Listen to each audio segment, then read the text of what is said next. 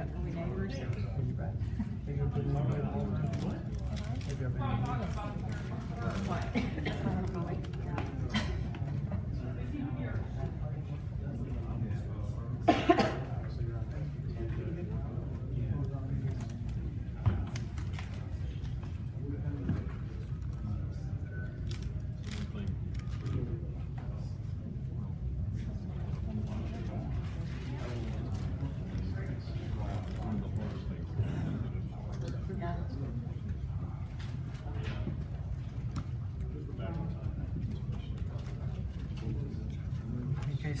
Sneak peek. Okay, that's the same. Problem we have yet, you know, whether it's a blessing or a curse that we both hate to get up.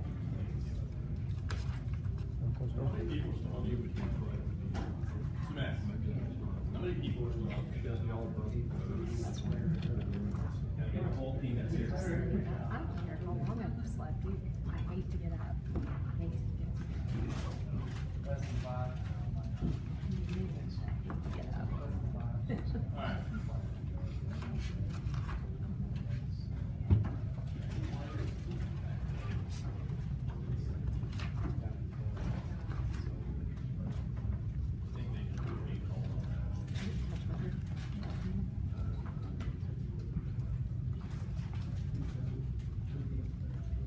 Good afternoon. Glad to have all of you here today. Wanted to introduce our speaker. My name is Sandy Holston. I'm on business development, and Chris Emery is our speaker for the acquired loans, and he is the project specialist manager. He's been with our company about 10 years, and he's an expert in H12. So proud to introduce Chris. Oh, excuse me. One more thing. I have a sheet in the back. I'm going to pass it around through the back, and it's for CP credit. So if you'll check off your name that you're here, and if you want credit, that'd be great. And just give it back to me at the end. Make sure you check off your name if you don't. We're going to report this back to your senior management, so they know you weren't actually attending these sessions. Probably won't come back. There you go. I'm kidding. Not really. As Sandy mentioned, I'm Chris Emery with MST. I want to start this out. So here was the situation for the first two presentations. You guys are sort of grouped like kind of asset sizes and generally, not perfectly necessarily, but I think that's generally how the table is structured. So my very first group, I had like one bank who had had any experience with acquired loans at all. So it was all new to them. The second group, every single bank had a significant acquired loan portfolio, so some of them probably could have given the presentation. So I kind of want to know where we landed in this group. So can you raise your hand if you've got one or more acquired portfolios at this point? Okay, so you guys are a pretty significant number. Well, I think you guys are generally, maybe not quite in the same, we got in the last category, I think I have dozens of acquisitions. So some of this may be new, some of this may be kind of review. So I'm going to encourage you, this will be very boring if we don't, if you guys don't talk, if we don't kind of get some discussions going on. Some of this stuff, like I said, it'll be a little elementary because we never know who the audience is going to be for these groups. So, but it still may give you some ideas for things you haven't looked at, things you need to look at, maybe some strategies for the next acquisition, things we could have done differently, that sort of thing. But I would definitely encourage, let's try to all, one of the big benefits to this sort of conference is you get to talk to your peers, you can hear other ways that other people do things, and other people will be more likely to share their secrets if you're sharing yours. So, keep that in mind, that if we can kind of get some discussion going, we probably will benefit. All right, so we're going to talk about acquired loans. Now, let me tell you what this presentation is not. This is, you can probably do a 2-day conference exclusively on loan acquisition and PCI accounting and FAS 91 and ASC 310-20, and you could do 2 days on all that stuff. So what we're really sort of honing in on is, you guys as the folks who manage the allowance, in many cases manage a lot of the reporting and analytics for your bank. How does these acquired loans affect you, and in what ways do you need to make sure you've kind of got good strategies and processes in place for handling it? So that's primarily what we're going to talk about. We're going to talk specifically a pretty good bit about FAS 91 loans, all right, so the terminology real quick. FAS 91, purchase performing, ASC 310-20, We're gonna use those terms pretty much interchangeably. I'll probably say FAS 91 more often than not, because that's the one that seems to roll off the tongue best, but those really all mean the same thing. You may hear them, kind of used in different spots. Same with 310-30, SOPO 3-3, PCI or purchase credit impaired loans. Those are all really terms for the same thing. So if, as we're talking about, if we use one or the other, they're all sort of synonyms there. So these are the main four categories we're going to talk about. The first one, and like I said, because you guys have a decent amount of acquisition experience, you've probably gone through some of these struggles, some of these logistical issues may sound very familiar to you. And we can sort of talk about maybe how you handled some of those or how you maybe you didn't handle them well. Like I said, we're going to spend the bulk of our time here talking about the FAS 91 loans, because those are loans that weren't performing at the time of acquisition, and that theoretically can have an allowance need or allowance provision, especially as you go farther and farther from that day one provision, day one mark. We're going to talk really just very briefly. This is not a, we're not going to go over some of the ins and outs of PCI accounting. For one thing, I'm not an expert at it. For another thing, it's not really part of the your sort of traditional allowance methodology anyway. It's kind of got its own whole process dedicated to it. So we'll just talk briefly about some of the reporting issues you need to handle there, and then generally about reporting issues and how having these acquired portfolios is going to complicate your life, or make it more difficult, or probably not easier. So just some things to keep in mind, and some, like I said, some strategies and processes you may want to put in place.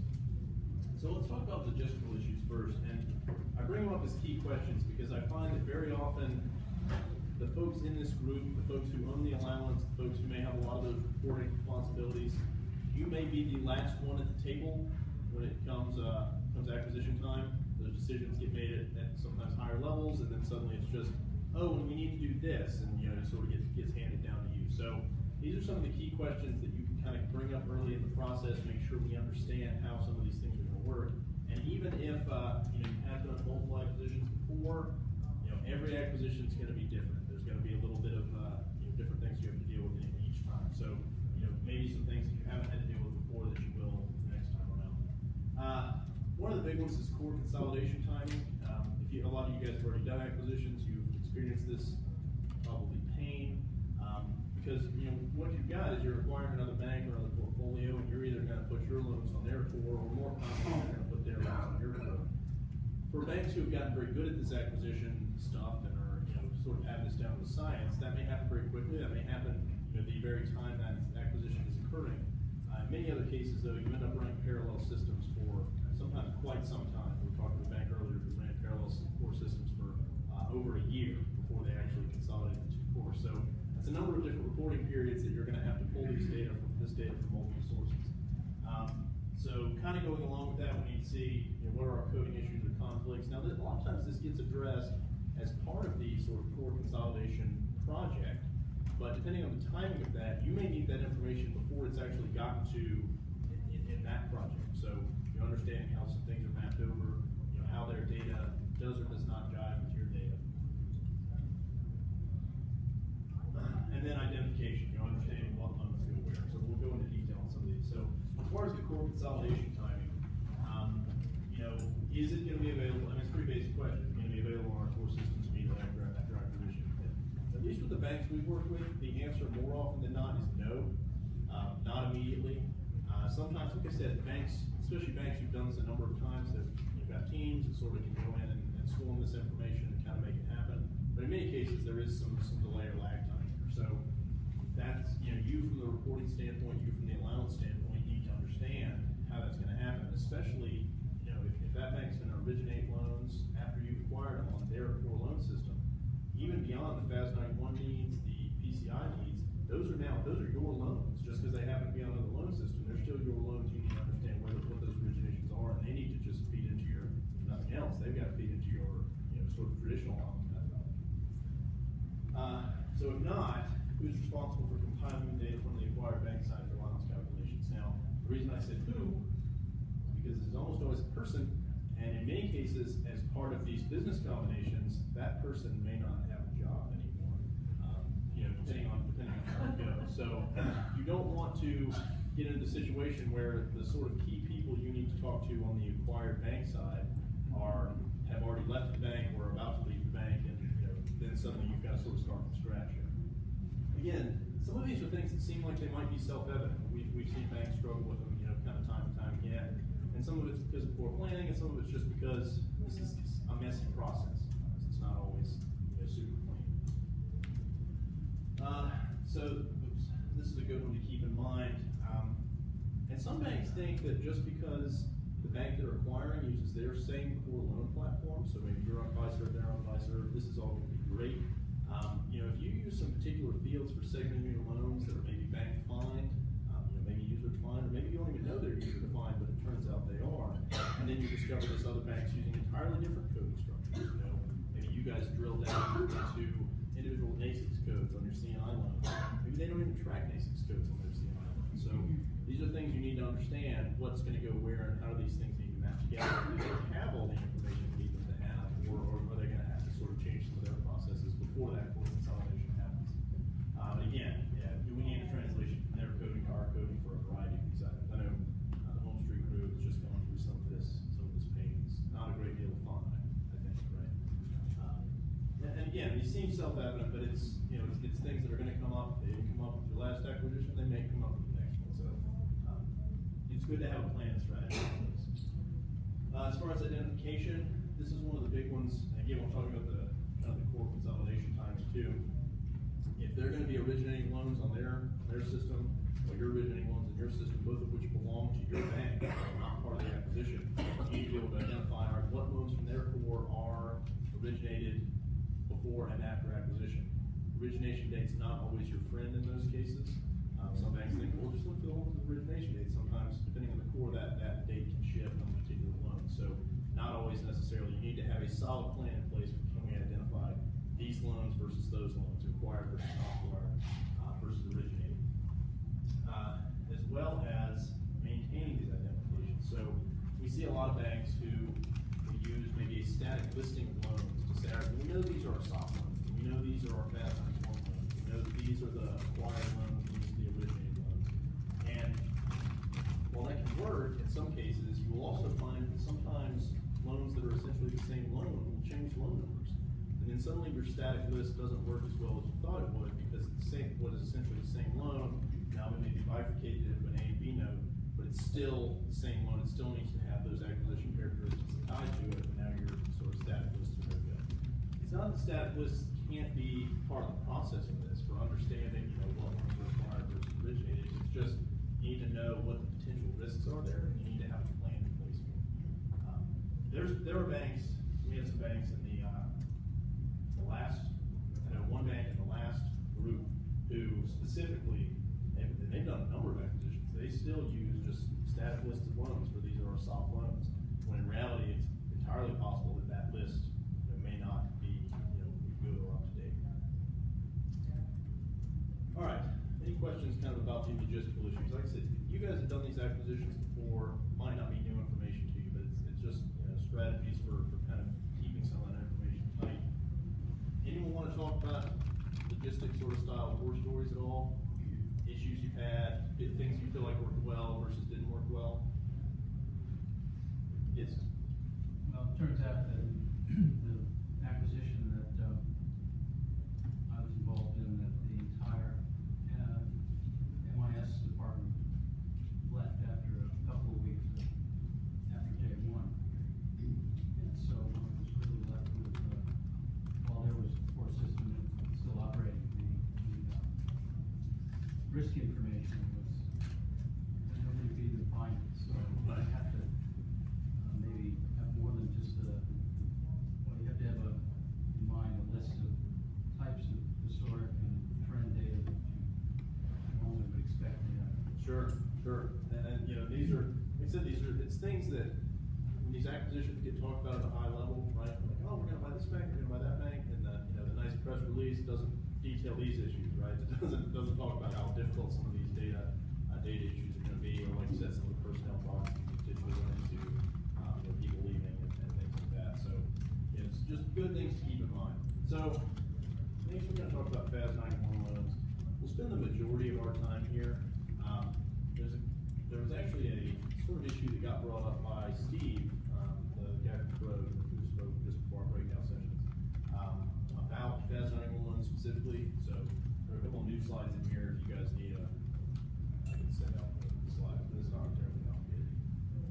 So brief definition, many of you who know me know I'm not an accountant, so this is not an accounting definition. This is my sort of layman's logical definition for what these loans are.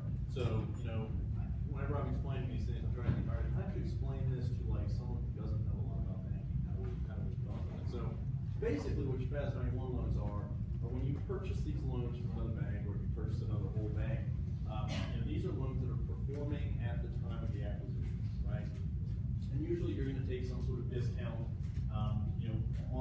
as these loans are required, because even though they're good loans now, even though you expect them to perform, there's going to be some sort of potential for credit deterioration. You're going to take some discount based on that. You also may take premiums on some or all of these loans, generally depending on sort of the interest rate. So it's like buying a bond, right? If you're buying a bond that's at an interest rate or a yield that you can no longer actually get, then that's obviously more valuable than buying a loan simply that has an interest rate that's sort of market rate you can get now. So that's really what we're talking about with FAS 91. Now, again, performing at the time of acquisition.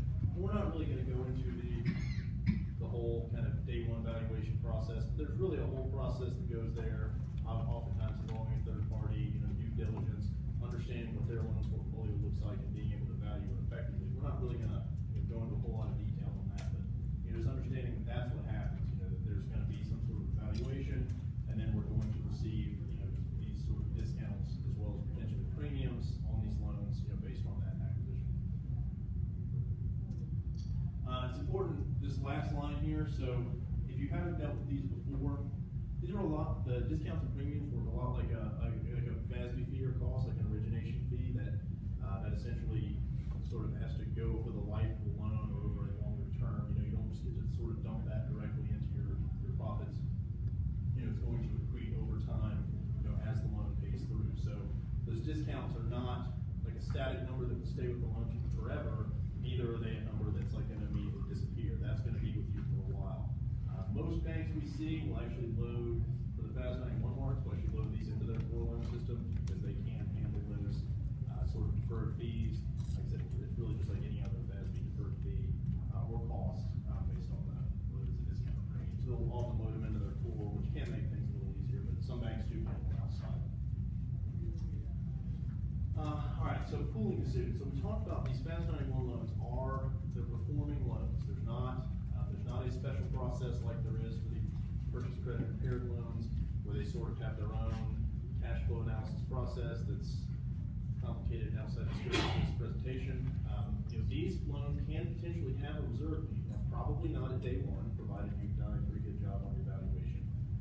But they can potentially have a reserve need as you go over time, and whether they don't perform quite the way you expected them to, or if those discounts start to sort of accrete off and they're getting lower and lower through time. So you should have to make some decisions about how we're going to establish an allowance methodology for these loans. Are we going to kind of use our existing allowance methodology and just shove these loans into it, or are we going to kind of give them their own unique methodology or some combination of the two?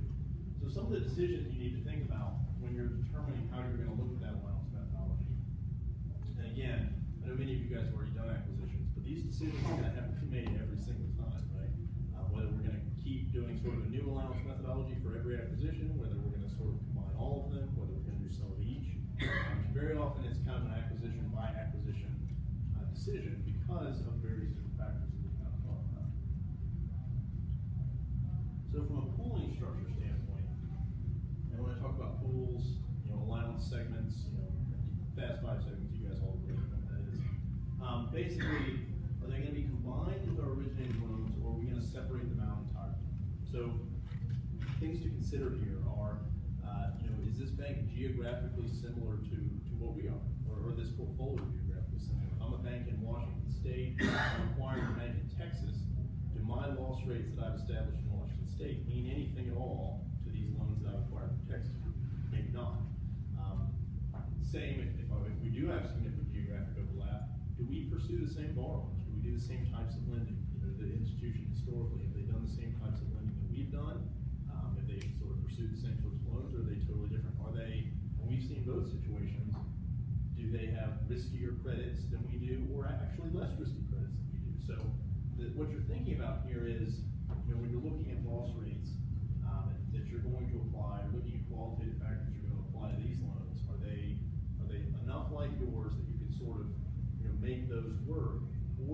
to somehow establish their own loss rates that may not, may be established based on their own data and not from yours, or even based on some sort of outside peer or proxy data.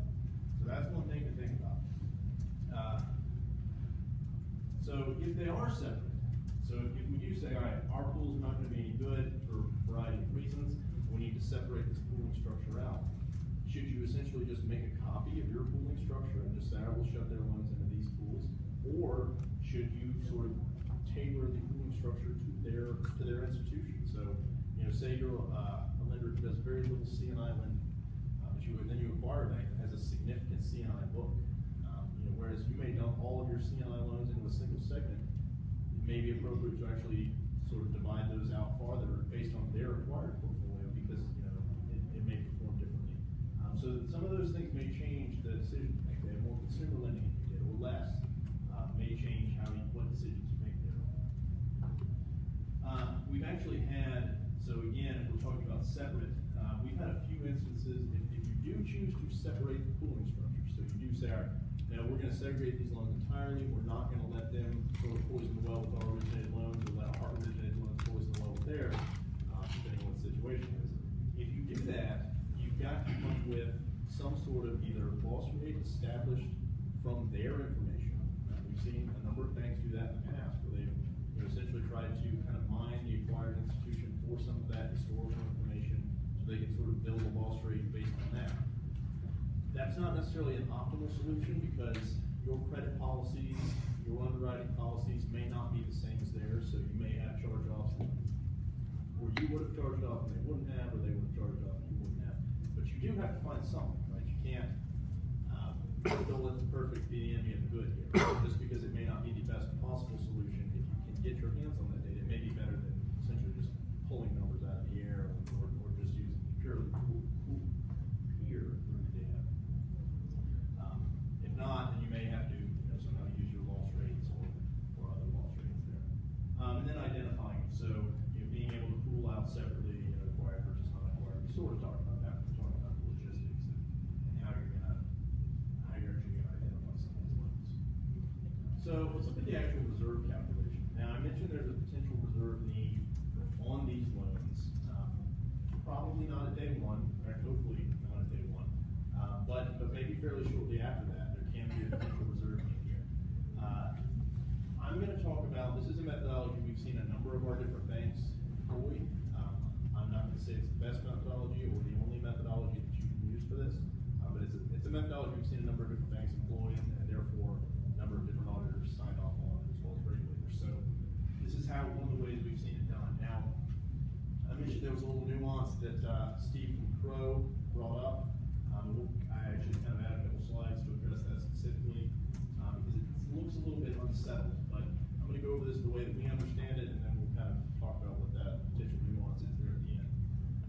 All right, so if we're going to calculate reserves on our 450 or our 310-20 or FAS 91 loans, what we're going to look at is the first step is basically calculating reserves just like we would if these were purely originated loans, right? Some of you guys are probably familiar with this process, doing this on the acquired loans. If you're not, it's basically just taking your pools, and we'll know, historical loss rate plus Q factors times balance, right? It's all very simple. You know how to do that. So, or if they're potentially impaired loans, so 310-10s, and you need to evaluate them that way. Same deal. You're gonna, just like you would on your originated methodology. So then we're gonna look at our credit discounts here. So our fair value discounts, if you will. And we're going to kind of evaluate those discounts and use them as for lack of a better term, a buffer between our potential losses and what we would be reserving on these loans and the actual reserve that we're going to take. So, this is kind of up here, kind of a would-be reserve methodology, and then we're going to compare that to the discounts to see, assuming you're squatting something back. So we're going to then look at those discounts, compare those to sort of that would-be need to determine what the actual reserve need is, if there is any, on a given portfolio. And you can actually look at this discount either at the individual loan level, where you're saying for an individual loan, what's the discount on that loan, what's the would-be reserve on that loan, compare those two numbers to see, and we'll get a couple of examples. Or you can do it kind of at the pool or segment level, so we're looking at it based on well segment, or even at the total portfolio level. Now this would be kind of obviously the least granular approach, where basically you're just saying, well, we would calculate a total reserve need of X, and our total credit mark here is Y, and if Y is higher than X, we're not going to take it. So generally we see the banks I work with, this won't work forever, and at some point your auditor is going to tell you that you need to get more granular with that analysis. That's a very sort of back of the envelope calculation. So we see most banks either landing sort of at the loan or pool level, and we've seen success either way. We've seen, like I said, we've seen it bought off on either way. So I don't know that there's necessarily a preference there. Although I know there's at least one circumstance where we did have, I think it was an auditor who said the bank was doing it at pool level, and they recommended that they drill all the way down to the individual loan. So that's one of the things to keep in mind here, especially if this is your first acquisition, or if maybe this is a larger one than the previous ones you've done. Keep those lines of communication between you guys and your auditors, and maybe even regulators, open, so you can have some sort of open discussions about these things. The last thing you want is to not have those open discussions and then have them have a different opinion than you had when you're well into sort of the development of this process. So one of the things this allows you to do is sort of phase in those reserves over time. Like I said, I mentioned there's probably not a day one need for a reserve on those loans. That's kind of the reason we did the evaluation process. But as you move forward from day one, at some point there will potentially be a reserve need depending on how those loans perform, and you'd rather be able to sort of know along the way, watch this number incrementally go up, rather than suddenly 3 quarters, 4 quarters later, someone else or you suddenly discovering, oh, we actually need a significant amount of reserve on these loans, and we had not provisioned anything in the past. So even if you're just sort of looking at this, like I said, the short time after day one, you may say, this is an immaterial number. We're not going to worry about it. But at least you're doing the analysis, and you can say, you did the analysis, it's an immaterial number, and then when it reaches the point of materiality, then you're better prepared, you've got the processes in place. I'm sure you guys have nothing but like extra time where you can just sort of do other things that aren't actually going to be used yet, right? That's not. No? All right. So we're going to look at a couple of examples, and like I said, this is not rocket science, but just to sort of illustrate the point. So basically, performing loan with a book balance of 1.5 million, in a pool with a loss rate of 125 basis points, and additional Q factor adjustments, and there's a discount associated with this loan of $45,000, right? So basically what we're going to do, we're going to calculate our would-be reserve here. Again, not rocket science, 1.5 million times the loss rate plus the Q factor. However you combine those things, I know some people use slightly different methodologies for that, but to come up with essentially a calculated reserve need. Looking at there, you've got a calculated reserve need with the discount to determine that, okay, the calculated reserve need less than the discount, and then no reserves required on this line.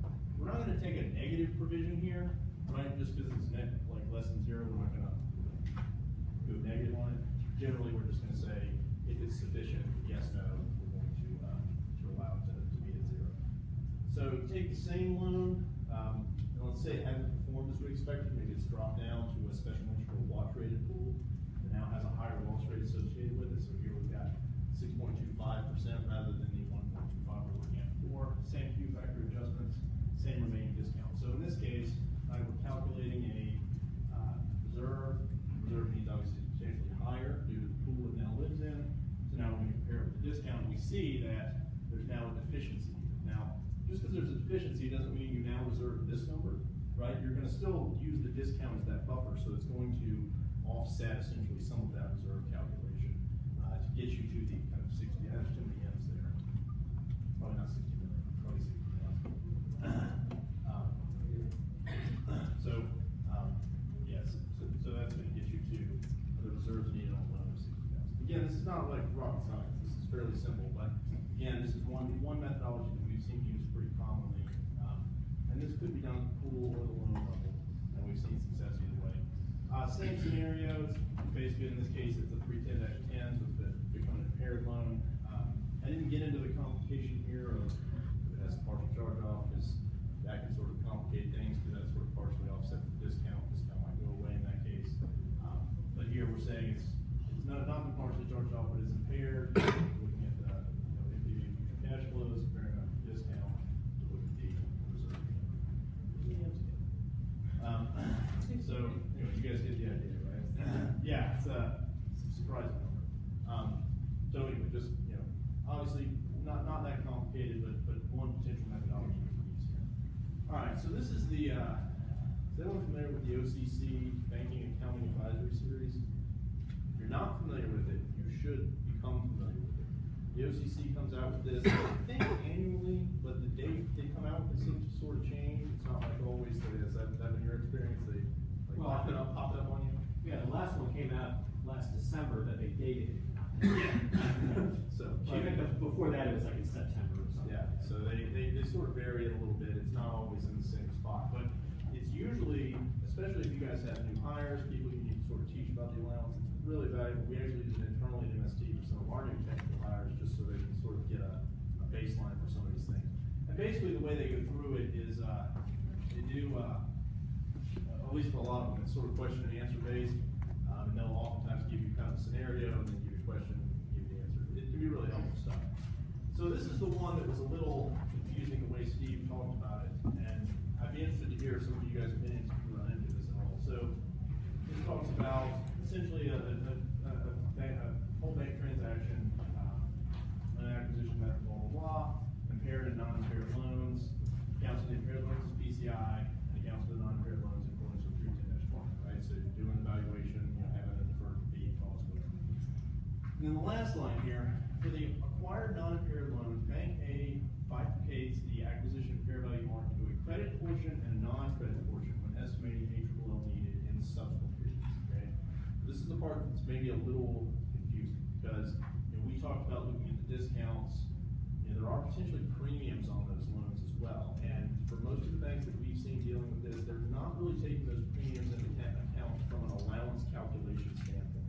Now, they obviously will take the premiums into account when calculating their carrying values, but they don't really look at them when they calculate it from the ALL standpoint.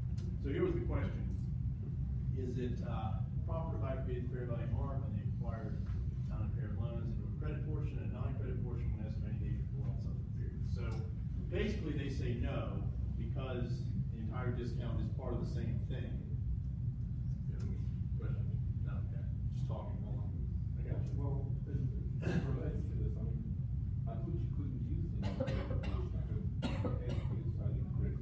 Well, that's kind of what I thought. And see, I don't know if the confusing part about this is they don't, and I think this is the question that Stephen Crow actually has into the OCC. They don't talk specifically here about, depending on how you read this, you could say, oh, they're just talking about that's part of your reported investment, right? Which it obviously is. You're going to report that as a, either increase or decrease to your reported investment.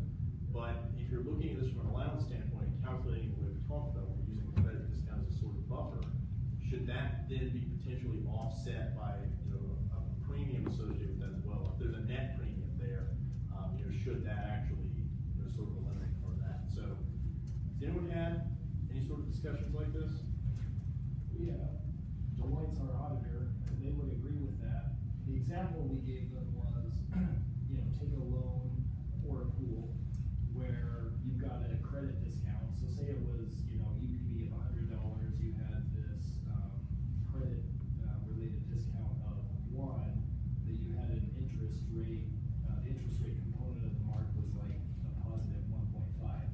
So you had a premium of 1.5, right? It doesn't make any sense conceptually to then turn around on day 2 immediately and record, a reserve. But that's PwC and Deloitte's read of the gap, is that, yes, that is the consequence and it's bad gap. That's what both firms. So it's bad, but still you have to. Right. I mean, they agree that conceptually it makes no sense, but both of those firms read the gap that way, and it just is what it is. And that's how we're doing it. When you created our purchase summary. Sure. When we give you that purchase discount premium, it is. That's the whole thing. Yeah. It's Now, not. you wouldn't reserve, you wouldn't increase the reserve because of the premium, right? You would essentially just be reserving on the, full balance of the loan. Yeah, right, it's just that the answer is 0, right? You have no buffer. Right.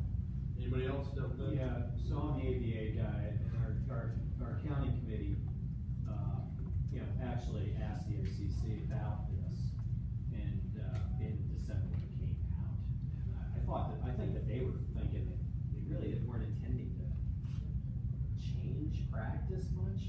I think that, you know, they generally coincide, they just wanted to, I think they were, concerned that some of their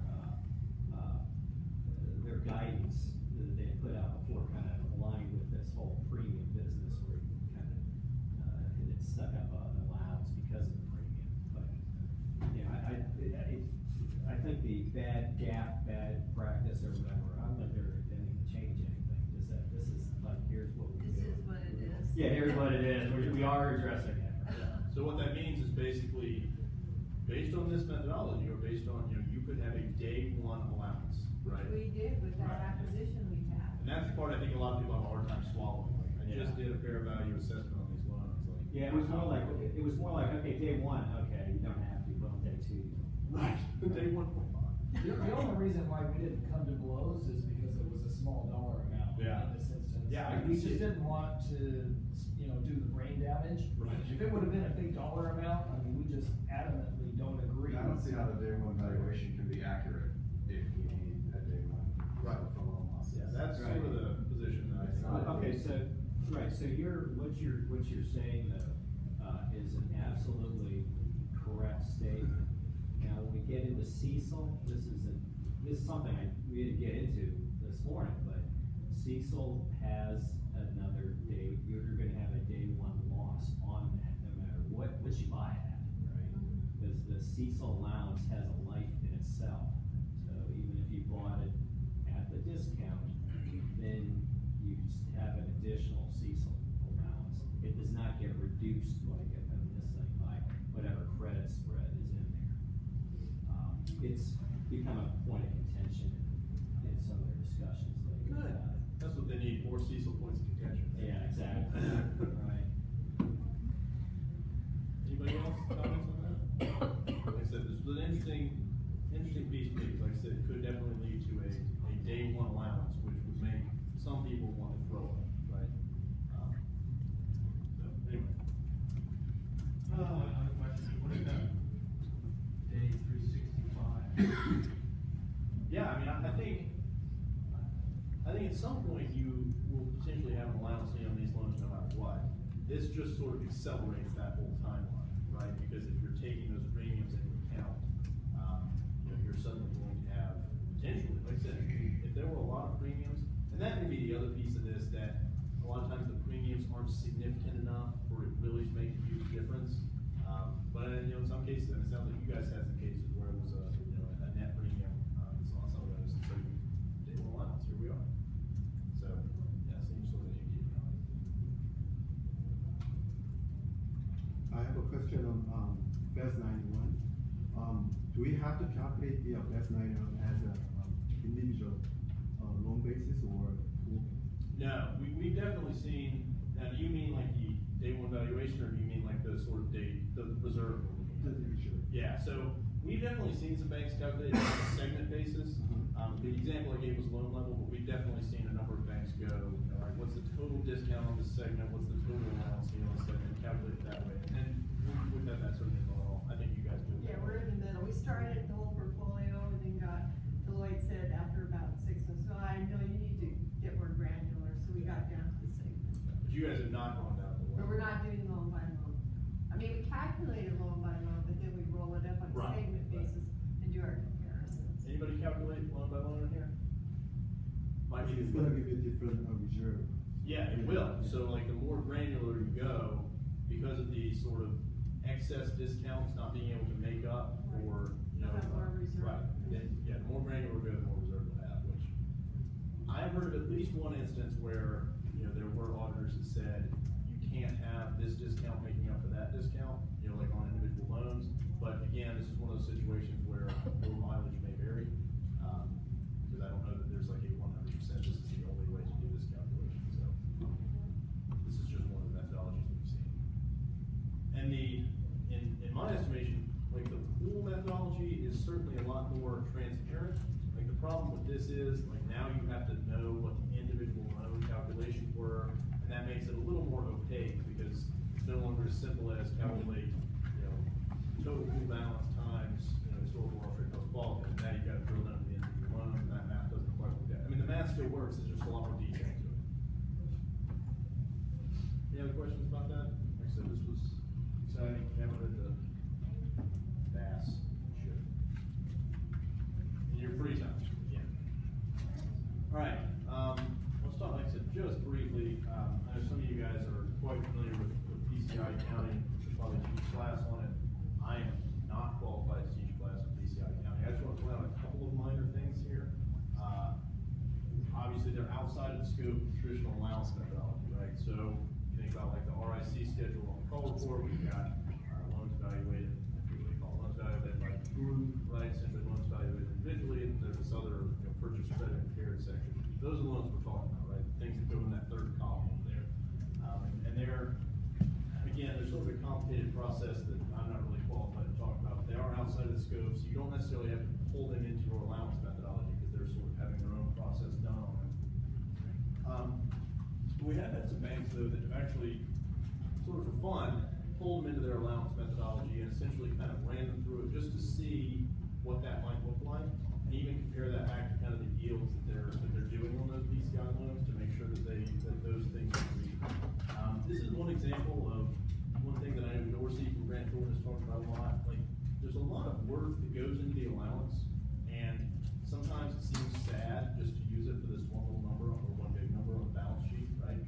And this is, one potential way, and there are many others, where you can sort of take that work we've already done, use it for another purpose, and maybe get a little more value out of it than just getting from the allowance process. So, it's one potential thing. Do you want to talk about PCI accounting? That's good.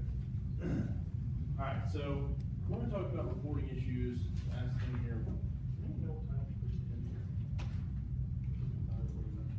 Okay, all right. So reporting issues, and we'll have a little time for questions and discussion at the end here. All right, so, and this is obvious to most of you since you have done some acquisitions. For call report disclosure purposes, you're going to be reporting these acquired loans at carrying value. So that's net of those discounts and premiums. I think actually working with you, I didn't know necessarily there is sort of a workaround on the call report if you want to, if you can convince them that you can't easily sort of do them all in the individual buckets. You can sort of do them at the bottom, but most people are going to report those in the at their carrying value. So net of deferred fees and costs, which would include premiums and discounts here. Obviously, the discount fees. Now this can make the reporting a lot more complicated, especially when it comes to the PCI loan. So you might get lucky on the FAS 91 loans if you're storing those deferred fees and costs in your core. They may be able to come through kind of some sort of data feed. You've got probably easier access to that information. In many cases, those PCI loans are handled in some other system or on some other spreadsheet, and those discounts and premiums may not live in your core system. You may have to have some processes for sort of recombining that information together. And it can even become more complicated than that, because when you look at PCI accounting, a lot of people would like to do that kind of on a pooled method. So those discounts don't even technically exist at an individual loan level. They really only exist at the total pool level. What this doesn't change, however, is that you still have to report things like past due disclosures based on the loans within those pools.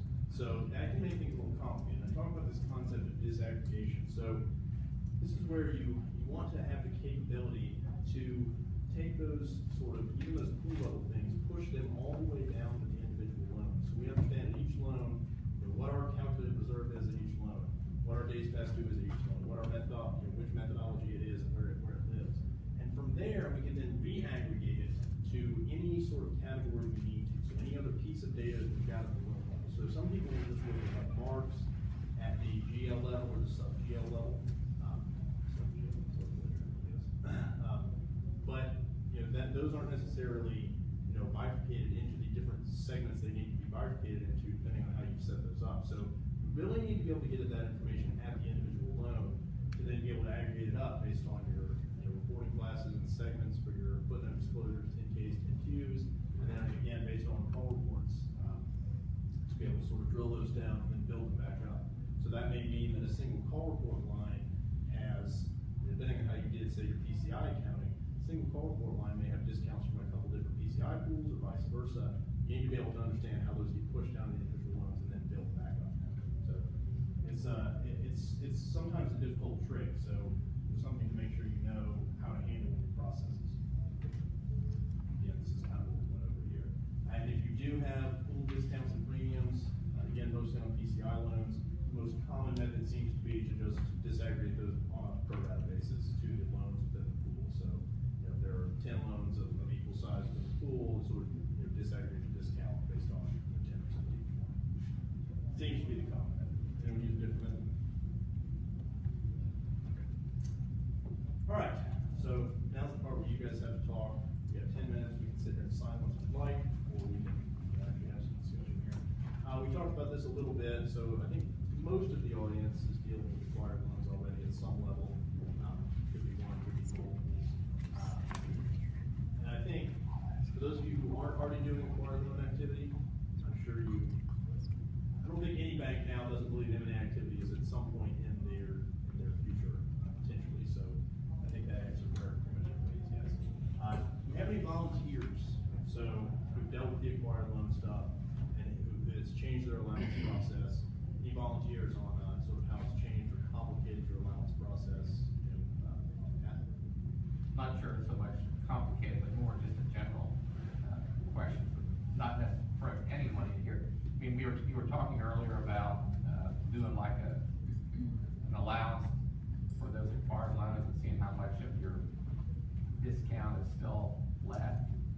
I mean, we did one in the fourth quarter, so it's relatively new, but we had some discussion with our auditors, and we thought we would do something at that point or along those lines at some point.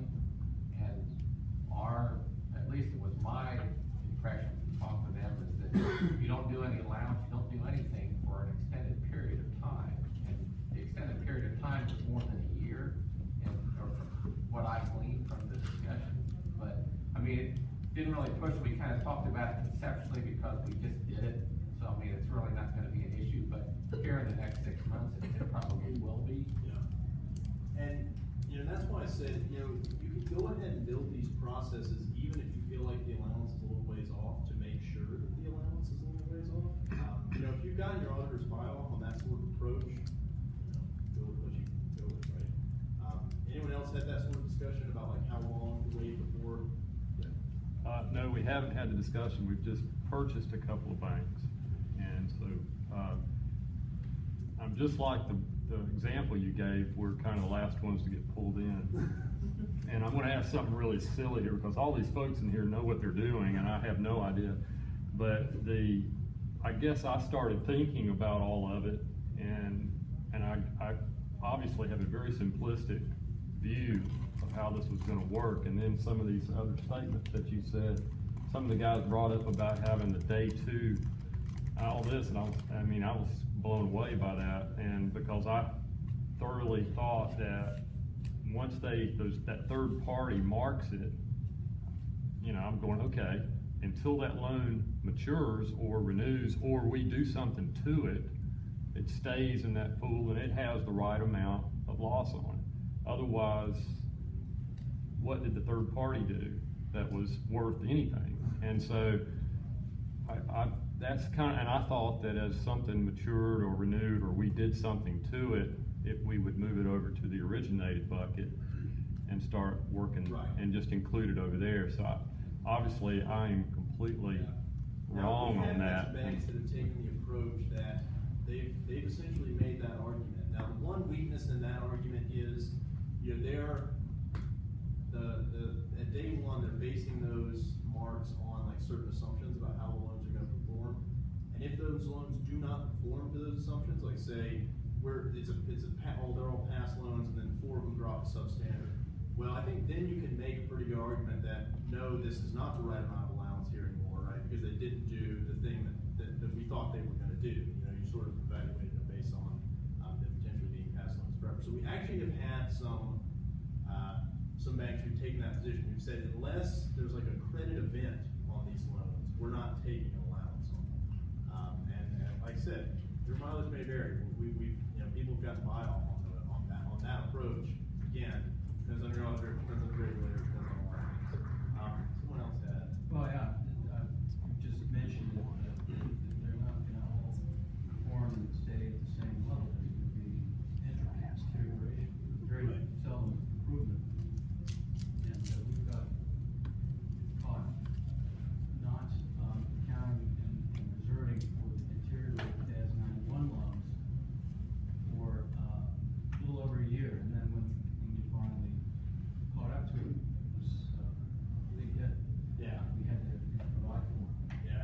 situation you wanna try to, obviously avoid getting in, right? And that's why if you start doing this analysis earlier on, even if it, you know, we did this analysis with another bank, and I mean, right after day one, it essentially told them they needed like a $5,000 reserve on that, you know. So they didn't do anything, right? They basically said this is immaterial, we're not gonna worry about it. But as long as, you know, doing that process and then, you know, sort of maintaining it, then you can maybe avoid those surprises when, like I said, you realize a year later, oh, $1 million we need to stick in there. And we weren't, comparing the discount to the, you know, we were using our traditional or originated factor times balance for any given risk rating. If they were going to the, lower, poorer Right. risk ratings, then we were incrementally charging the cost of that downgrade from what was essentially zero reserve. It was a pass, our ordinary pass rate. Right, and you could treat the, like I said, you could treat the, kind of the day one fair value, that mark, you could treat that as kind of, like, this is what the past reserve would be. Like I said, once something happens, then there's some excess there. And that's kind of what this process, you know, was doing, looked like. Anybody have any other?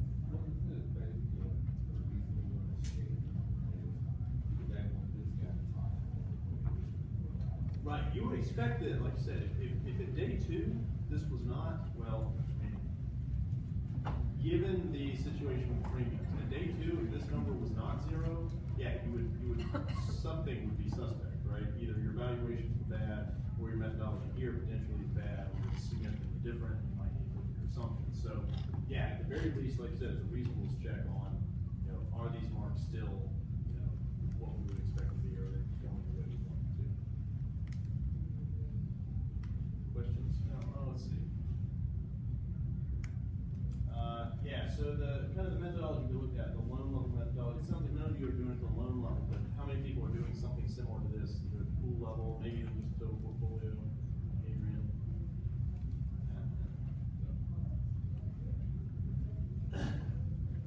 Anyone doing anything significantly different than this? I mean, a little bit, like I said, I have seen that done before, where you're really only waiting until those credit events happen, and then you're potentially looking at those loans you wouldn't look at just on their own.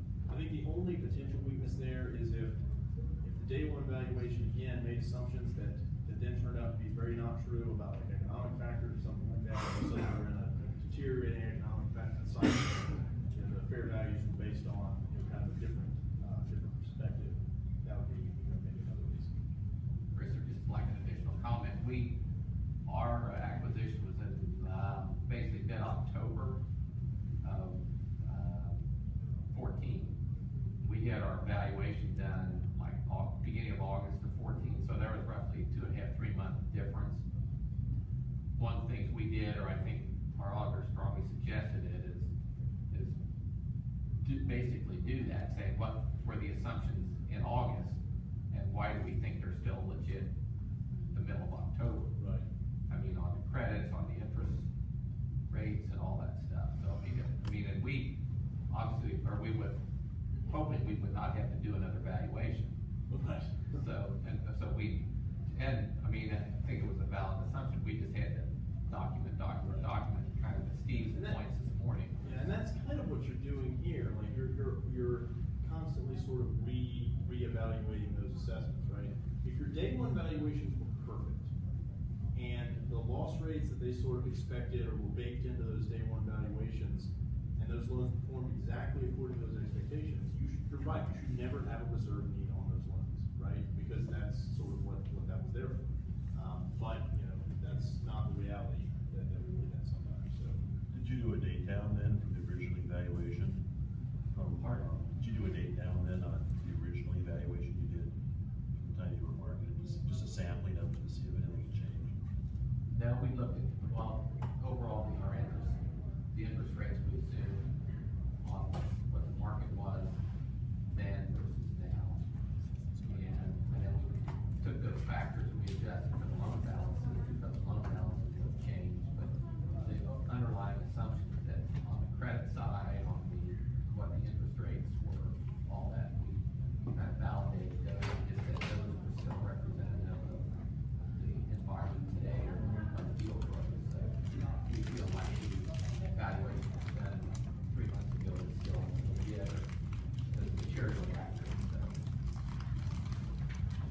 think we're out of time. If anybody wants further discussion on this topic, feel free to message me whenever, we can talk about it, or, again, this was, you guys were the best discussion group so far. So,